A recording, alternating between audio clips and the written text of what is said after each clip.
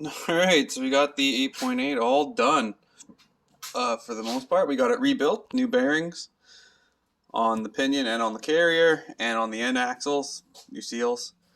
Uh, we finally finished the torque mount and the torque arm. I just welded it straight to that because honestly, that's mild steel now. I don't need this to unbolt and bolt on because I'm not using a long torque arm. I'm using a one that I've made that bolts onto this, so whatever. If it screws up, I can always cut it, put a new one in. Not a big deal for me. Yeah, we've got a Volvo 940 sway bar. It's a front Volvo one. We actually put it in the press and bent it ourselves to kind of tuck underneath the axle without having to drop it down so much. Yeah. Takes about 15 tons of pressure to bend a Volvo sway bar.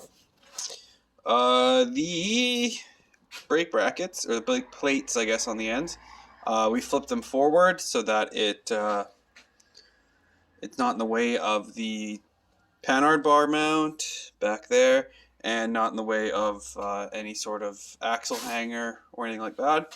I had room, but it was just starting to get way too close on the spring bracket. That I'd have to kind of modify it to fit it, and then screw it. I can mount them on the front. Apparently, it's kind of common for that to be done. There's still room for the cable to get to the caliper and everything. But yeah, we got our shock mounts all welded on. We cut off the extra 2 bolt holes because I don't need them, and you know, those wheels, the rims, they're around like 16 inches from the very end of the barrel lip to that, and if you blow a tire, you don't want anything on your suspension lower than what your rim is, to prevent the car from sliding out. And there's a little bit of extra room because the tire isn't going to magically disappear and come off. So you do have a little bit of probably another inch. But yeah, the farthest point down was getting below that, so you'd blow a tire and then you would drag the axle, and then who knows what would happen. Either way, it's not a great situation to be in, but it seems way more catastrophic if you're dragging on your axle hanger than if the tire and the rim are still spinning. At least you can control that. But yeah, so we cut the 2 bottom ones off, and yeah, it's pretty much done and ready to go in. I've got some springs coming. Yeah, our coilovers mount on the back side.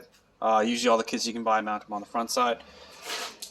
But yeah, so we got our springs coming. They're 5-inch or 6-inch long, 500 pounds per inch compression. So they're going to be very stiff, but it's kind of what I need because I can only have about these QA1s offer 4 inches of travel.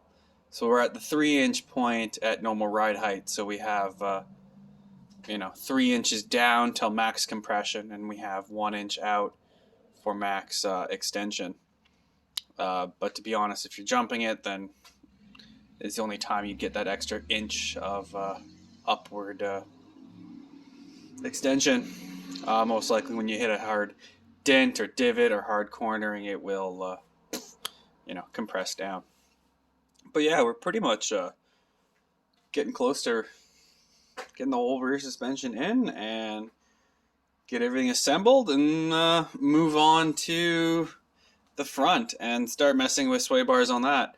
And once the sway bars are mounted on the front, we can bolt that all together, and bingo bango, we are laughing. But yeah, I will smell you guys later.